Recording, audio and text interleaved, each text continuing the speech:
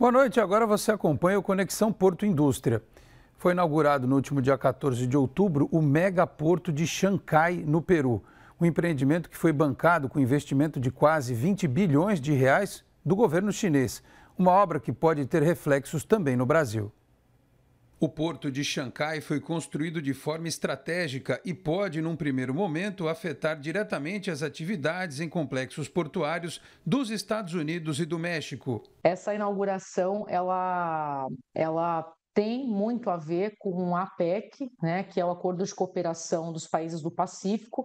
Esse acordo de cooperação, ele começou em 1989 e hoje ele congrega ao todo 21 países, sendo a China e o Peru países que participam junto com os Estados Unidos e outros países, como Filipinas, como Tailândia, Vietnã, desse acordo de cooperação. Então, um fato é que esse porto, ele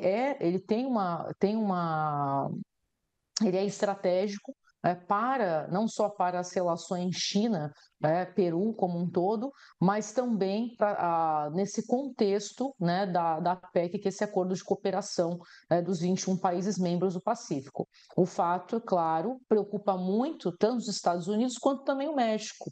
Por quê? Porque boa parte dos navios chineses tinha que aportar nos portos, né, tinha que desembarcar, né, atracar ou nos portos americanos ou em portos mexicanos para poder fazer essa rota para a América Latina, que será encurtada. Uma estratégia que vai além das questões comerciais. O objetivo, inclusive, é baratear o preço do frete com base nesse encurtamento de caminho, ou seja, não passar pelos portos americanos e também pelos mexicanos. Essa é a grande preocupação. Por quê? Porque tiraria, inclusive, divisas dos próprios Estados Unidos e do México também. A gente não pode esquecer do México, que também faz parte dessa rota.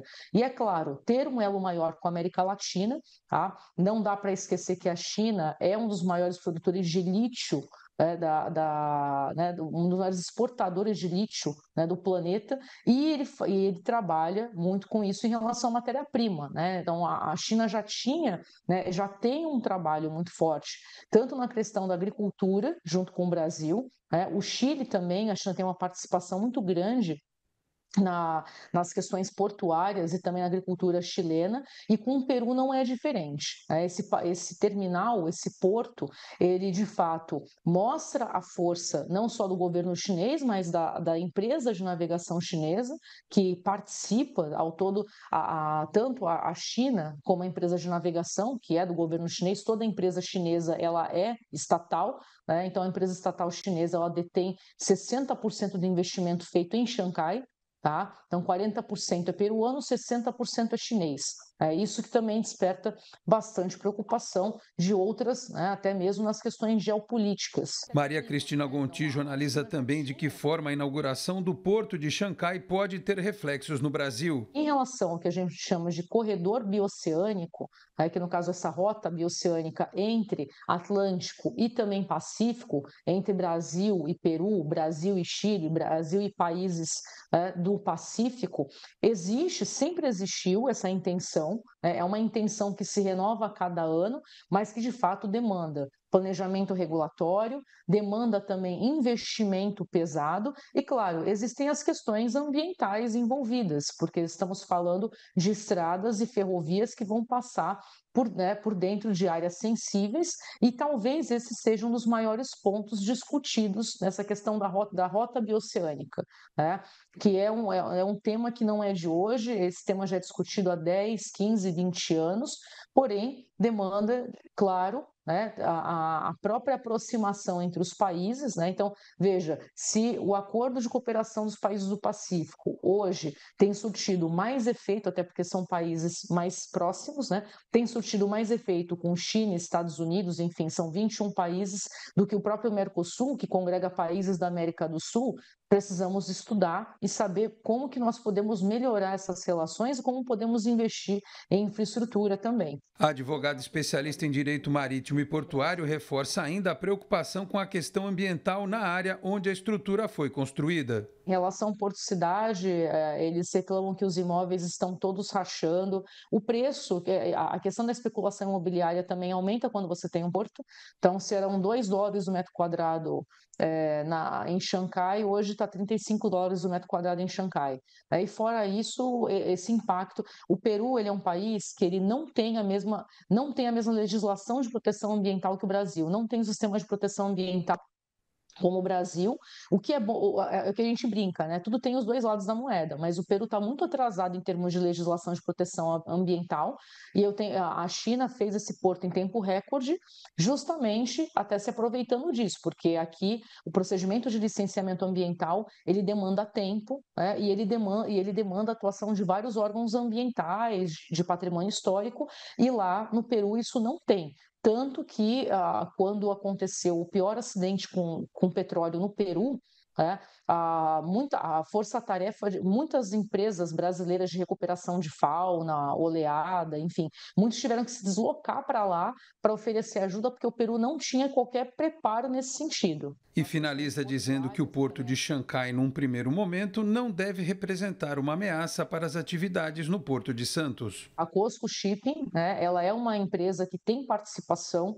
aqui também no nosso Porto de Santos. Existe uma rota para os portos chineses partindo de Santos, que não é só Xangai, tá? Então, o Xangai para Xangai vai ser uma rota direta para containers, mas isso não tira também o protagonismo do Porto de Santos em relação às outras rotas, não só com Xangai, mas com outros portos chineses também de muita importância, de muito protagonismo, né? A preocupação, de fato, ela tem sido muito voltada para os países do Pacífico, né? Não que nós tenhamos que nos acomodar e não precisemos repensar também a questão da rota bioceânica, a questão de como que o Brasil pode ganhar mais em participação. Mas, de fato, o Porto de Santos ele tem o seu protagonismo muito. Temos aqui empresas chinesas investindo em terminais em Santos. A China ela é um país importador em massa da América Latina, da América do Sul principalmente. Já cheguei a comentar isso, não só de soja, não só de milho, não só de grãos, mas também de minérios principalmente. A China depende muito do Brasil. E é claro, a China também ela tem as questões geopolíticas, relações internacionais, relações comerciais, até como uma forma de ter uma presença geopolítica maior também não só em países da África, como tem feito nos últimos anos, mas também na América do Sul. Isso é até importante ressaltar, por exemplo, que o Xi Jinping, que o presidente da China, que o líder, o líder chinês, ele esteve mais na América Latina, por exemplo, do que os seus pares norte-americanos, como o próprio Joe Biden, como o Barack Obama. Então, isso mostra o interesse da China, não só nas questões comerciais, mas geopolíticas também junto aos países da América Latina e, notadamente, da América do Sul. E confira agora a agenda desta semana do Instituto Brasileiro de Infraestrutura e da Frente Parlamentar de Portos e Aeroportos. Segunda-feira foi marcada por uma agenda de reuniões estratégicas entre a Frente Parlamentar Mista de Portos e Aeroportos e o Instituto Brasileiro de Infraestrutura. O objetivo foi alinhar todas as ações para a promoção do primeiro Summit Connect Infra, evento que acontecerá no dia 29 no Parque Valongo, em Santos, e que contará com diversos atores, parlamentares, empresários e acadêmicos que irão debater melhorias e gargalos para o setor de infraestrutura de transportes.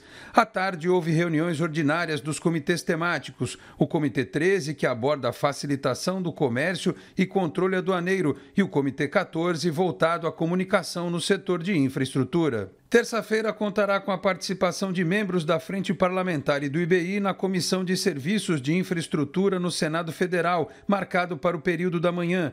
À tarde, membros da Frente Parlamentar comparecerão ao primeiro Seminário Internacional de Cooperação e Inovação do Setor Portuário da Câmara dos Deputados. À noite é a vez de membros da Frente Parlamentar e do IBI acompanharem o Prêmio ANTAC, que reconhece as iniciativas que se destaquem pela contribuição na melhoria da prestação de serviços de transportes aquaviários à sociedade. Quarta-feira marca o início da Feira Internacional de Logística Expolog de 2024 em Fortaleza, no Ceará, com destaque para o painel Multimodalidade e Plano Nacional de Logística 2050, que contará com a moderação do diretor-presidente do IBI, Mário Povia. Na quinta-feira pela manhã, em Foz do Iguaçu, no Paraná, tem início o 3º Congresso Nacional e Internacional da Magistratura do Trabalho, visando discutir os impactos normativos, tecnológicos e socioeconômicos nas relações de produção envolvendo o judiciário, trabalhadores, empresários e especialistas. Durante a tarde haverá a reunião do Comitê Temático 11, que trata da multimodalidade no Brasil. Sexta-feira será o ponto alto da semana, com a realização do Summit Connect Infra em Santos, evento presencial com realização da Frente Parlamentar e do IBI, que começará às 8 da manhã, se estendendo ao longo do dia. Autoridades, especialistas e empresários do setor terão oportunidade de debater em 4 painéis: Porto Cidade, Acessos, Porto Indústria e Desburocratização. Ao final, uma carta com todas as sugestões, reivindicações e propostas será escrita e entregue ao Ministério de Portos e Aeroportos. E o Conexão Porto Indústria desta segunda-feira fica por aqui. Nós voltamos amanhã a partir das 7h30 da noite. Muito obrigado a todos pela audiência, um grande abraço e até lá. Tchau, pessoal.